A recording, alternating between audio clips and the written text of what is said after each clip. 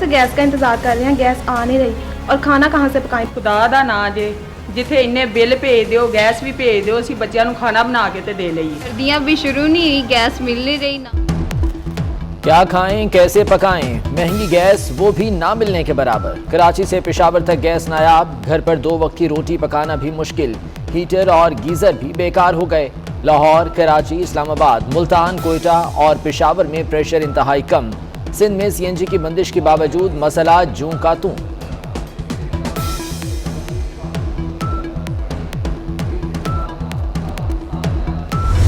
Gas बहरान समेत तमाम मसाइल से नजात पीटीआई हुकूमत के खात्मे में है। बिलावल भुट्टो जरदारी कहते हैं वज़रा गैस बहरान के हल के बजाय मनाजरों में मसरूफ हैं।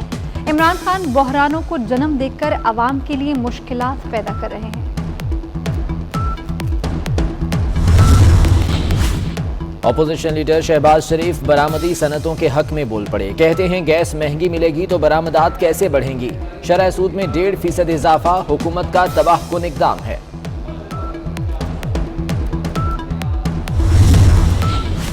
मुल्क में एक और बहरान सर उठाने को, ऑयल डीलर्स एसोसिएशन का फिर हड़ताल का ऐलान। 25 नवंबर को मुल्क भर में पेट्रोल पंप्स बंद रहेंगे। ऑयल डीलर्स एसोसिएशन का कहना है हुकूमत 6% मार्जिन पर झूठी तसल्लियां दे रही।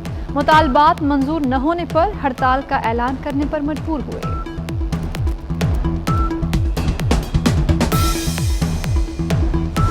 Look at the 2 cases Nawaz Sharif has been convicted in. Can you quote them as precedents anywhere in the world? नैब कानून सिर्फ सियासतदानों के खिलाफ इस्तेमाल हुआ। क्या नवाज शरीफ के खिलाफ फैसलों को बतौर मिसाल पेश किया जा सकता है।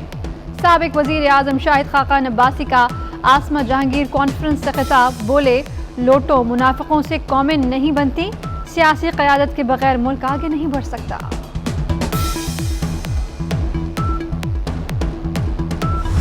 Problem is that NAB has overreached itself. And how has it overreached? It is because of the lacunas in the law. They are getting involved with private disputes. हुकूमती सेनेटर और साबिक विफाकी वजीर अली जफर भी नैब के खिलाफ बोल पड़े। कहते हैं नैब हद से तजावुज कर चुका, ये तजावुज कानून में सुकम की वजह से है। आसमा जहांगीर कॉन्फ्रेंस से खिताब में बोले नैब वाले जाती तनाज़ात में भी मुदाखलत कर रहे हैं। कमर जमान कारा कहते हैं जमहूरियत के साथ चलने के लिए रवैया भी जमहूरी होना चाहिए, हमें आइन पर अमल दरामद करना होगा।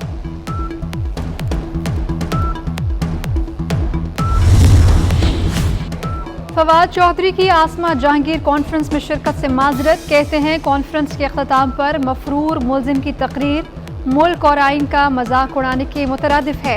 सुप्रीम कोर्ट बार को गैर जानिबदार रहने का मशवरा। शहजाद अकबर ने कहा मफरूर का खिताब मुंतज़मीन की जानिबदारी की तरफ इशारा करता है। मुअज़्ज़ज़ जजेस को ऐसे इज्तिमाअत से गुरेज करना चाहिए। पीटीआई कमज़ोर होगी तो पीटीआई के लोग जो पीपल्स पार्टी से चले गए थे वो वापस आना शुरू होंगे, और जब वापस आना शुरू होंगे तो पीपल्स पार्टी के पास आएंगे। तो आइंदा इलेक्शन में ज़्यादातर नवाज लीग और पीपल्स पार्टी का पंजाब में मुकाबला होगा।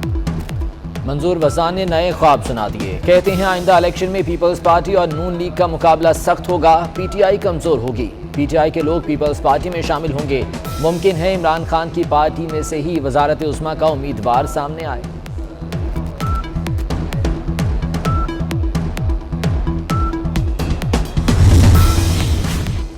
जुनैद सफदर की दावत वलीमा की तैयारियां। तकरीब 17 दिसंबर को जाती उम्रा में होगी।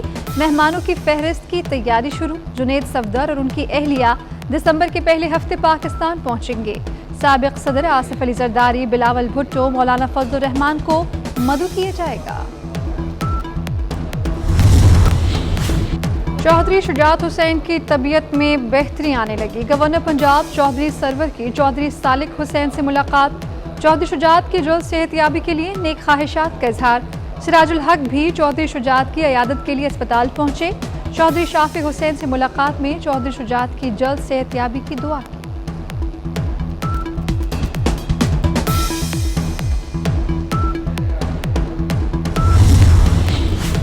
आंखों में जलन, सांस की बीमारियां फैलने लगीं। मुल्क के कई शहर फजाई आलूदगी की लपेट में। लाहौर आज फिर दुनिया के आलूदा तरीन शहरों में शामिल। कराची, बहावलपुर, साहिवाल, गुजरांवाला, रावलपिंडी और मुल्तान में भी फजा आलूदा।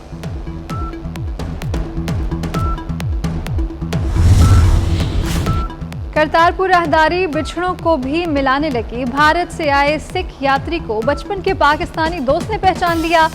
तकसीम पाक को हिंद से पहले गोपाल सिंह और बशीर अहमद इकट्ठे खेलते रहे। दोनों ने एक दूसरे को गले लगा लिया।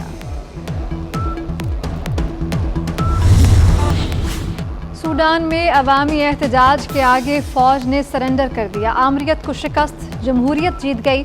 फौज ने वजीर आजम को रिहा करके बहाल कर दिया।